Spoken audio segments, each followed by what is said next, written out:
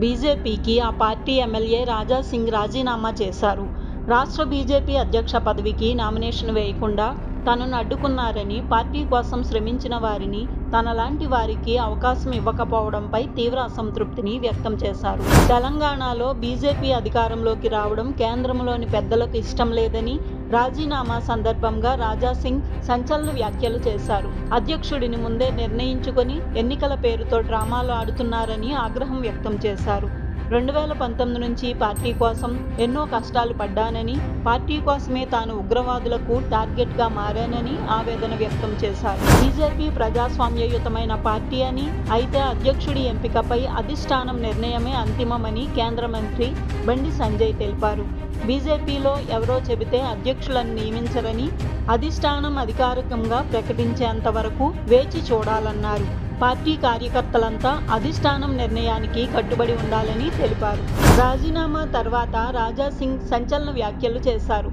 చాలా మంది మౌనంగా ఉన్నంత మాత్రాన దానిని అంగీకారంగా భావించవద్దని పేర్కొన్నారు. తాను తన ఒక్కడి గురించే మాట్లాడడం లేదని, నమ్మి వెంట పిలిచిన చాలా మంది కార్యకర్తలు, ఓటర్ల తరపున మాట్లాడుతున్నానని చెప్పారు. వారంతా తీవ్ర నిరాశకు గురయ్యారని తెలిపారు. బీజేపీ బీసీ వ్యతిరేక వైఖరిని స్పష్టంగా బయటపెట్టుకుందని మంత్రి పొన్నం ప్రభాకర్ విమర్శించారు. బీజేపీ రాష్ట్ర అధ్యక్ష ఎన్నికల నేపథ్యంలో రాజా సింగ్ రాజీనామా చేయడంపై ఆయన స్పందిస్తూ ఆ పార్టీని ఒక ఫ్యూడల్ పార్టీగా అభివర్ణించారు. తెలంగాణలో బీజేపీ ఖచ్చితంగా అధికారంలోకి వస్తుందని కేంద్ర మంత్రి బండి సంజయ్ ధీమా వ్యక్తం చేశారు. తాము అధికారంలోకి వస్తే బీసీలకు చెందిన వ్యక్తినే ముఖ్యమంత్రిని చేస్తామని హామీ ఇచ్చారు. ఈ విషయంలో ఎవరికీ ఎలాంటి సందేహం అక్కర్లేదన్నారు. అమెరికాలో సిలికాన్ వ్యాలీకి ధీటుగా ఏపీలోని అమరావతిలో క్వాంటమ్ వ్యాలీని ఏర్పాటు చేయడమే తమ ప్రభుత్వ లక్ష్యమని సీఎం చంద్రబాబు స్పష్టం చేశారు. దీన్ని 2026 జనవరి 1 నాటికి ప్రారంభించాలని లక్ష్యంగా నిర్దేశించుకున్నట్లు వెల్లడించారు. ఐబీఎం, టీసీఎస్, ఎల్&టీ వంటి ప్రఖ్యాత సంస్థల భాగస్వామ్యంతో ఈ ప్రాజెక్టును చేపడుతున్నామన్నారు. సంగారెడ్డి జిల్లా పాసమైలాపురంలోని సిగాచి రసాయన పరిశ్రమలో రియాక్టర్ పేలుడు ఘటనలో మరణించిన వారి సంఖ్య అంతకంతకు పెరుగుతోంది. తొలుత 5 ప్రాణాలు కోల్పోగా ఆ సంఖ్య 15కు చేరింది. ఇటు ఘటనా స్థలానికి సీఎం రేవంత్ రెడ్డి రానున్నారు. క్షతగాత్రులకు మెరుగైన వైద్యం అందిస్తున్నారు. సీఎం చంద్రబాబు సాంకేతిక విప్లవం 2వ చాప్టర్ క్వాంటమ్ కంప్యూటింగ్ వ్యాలీ అని, ప్రజా రాజధాని అమరావతిని దక్షిణాసియాలోనే మొట్టమొదటి క్వాంటమ్ వ్యాలీగా మారుస్తామని విద్యా, ఐటీ శాఖల మంత్రి నారా లోకేష్ పేర్కొన్నారు. విజయవాడలోని నోవోటెల్ హోటల్లో నిర్వహించిన అమరావతి క్వాంటమ్ వ్యాలీ వర్క్షాప్లో సీఎం చంద్రబాబుతో కలిసి మంత్రి పాల్గొన్నారు. మద్యం కుంభకోణం కేసులో అరెస్టైన మాజీ ఎమ్మెల్యే చెవిరెడ్డి భాస్కర్ రెడ్డికి విజయవాడ ఏసీబీ కోర్టులో ఎదురుదెబ్బ తగిలింది. ఈ కేసులో మరింత లోతైన విచారణ కోసం ఆయన్ను 3 రోజుల పాటు పోలీస్ కస్టడీకి అప్పగిస్తూ కోర్టు ఉత్తర్వులు జారీ చేసింది. ఆయన కుమారుడు మోహిత్ రెడ్డి దాఖలు చేసుకున్న బెయిల్ పిటిషన్ను కోర్టు కొట్టివేసింది. తిరుచానూరు రంగనాథం వీధిలో ఓ కారులో 2 యువకులు విగతజీవులుగా కనిపించడం స్థానికంగా సంచలనం సృష్టించింది. కారులోనే మద్యం సేవించిన యువకులు డోర్ లాక్ చేసుకుని ఏసీ ఆన్ చేసుకుని పడుకున్నారు. పెట్రోల్ అయిపోవడం, ఏసీ ఆఫ్ కావడంతో ఊపిరాడక మరణించి ఉంటారని పోలీసులు అనుమానిస్తున్నారు. హైదరాబాద్ రాజేంద్ర నగర్ ఔటర్ రింగ్ రోడ్డుపై ప్రమాదం సంభవించింది. చెన్నమ్మ హోటల్ సమీపంలో ఒకదాని వెంట మరొకటి వరుసగా 9 కార్లు ఢీకొన్నాయి.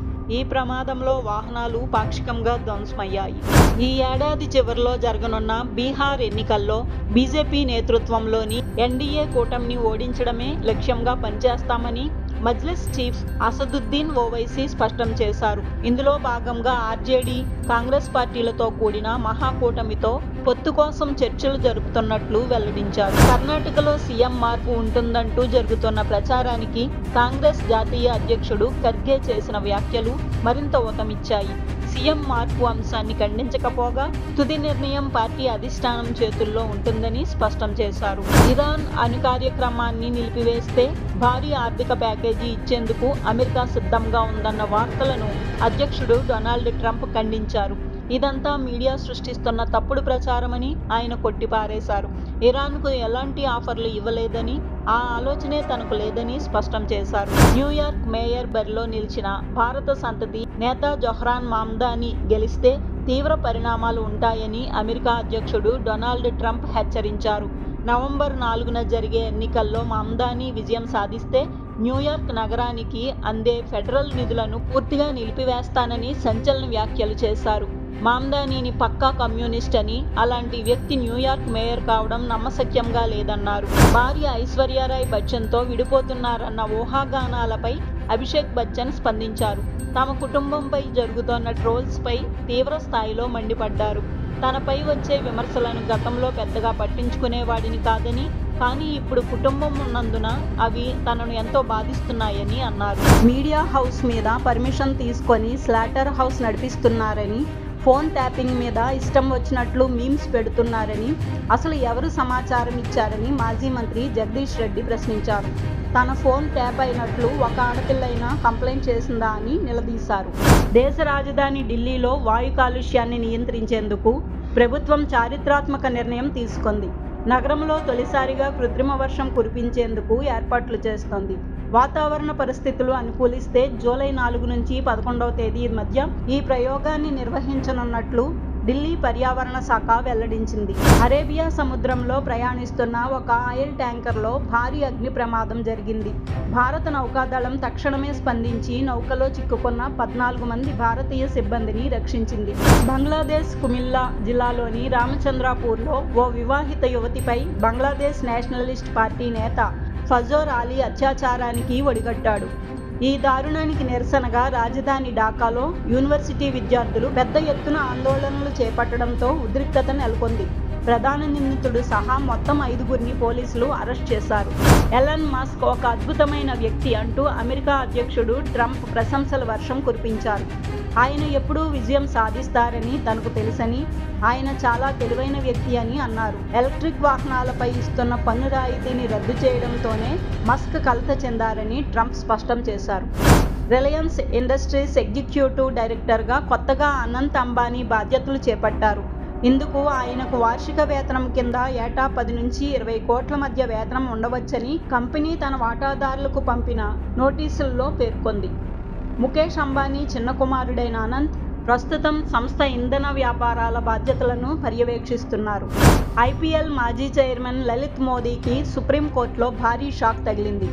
ఫెమా నిబంధనల ఉల్లంఘన కేసులో ఈడీ తనకు విధించిన జరిమానాను బీసీసీఐ చెల్లించేలా ఆదేశించాలంటూ ఆయన దాఖలు చేసిన పిటిషన్ను అత్యున్నత న్యాయస్థానం తోసిపుచ్చింది. దీంతో 10.65 కోట్ల జరిమానా ఆయన చెల్లించాల్సి వస్తోంది. కన్నప్ప మూవీ పైరసీకి గురైందని, ఇది హార్ట్ బ్రేకింగ్ అంటూ హీరో మంచు విష్ణు ఆవేదన వ్యక్తం చేశారు.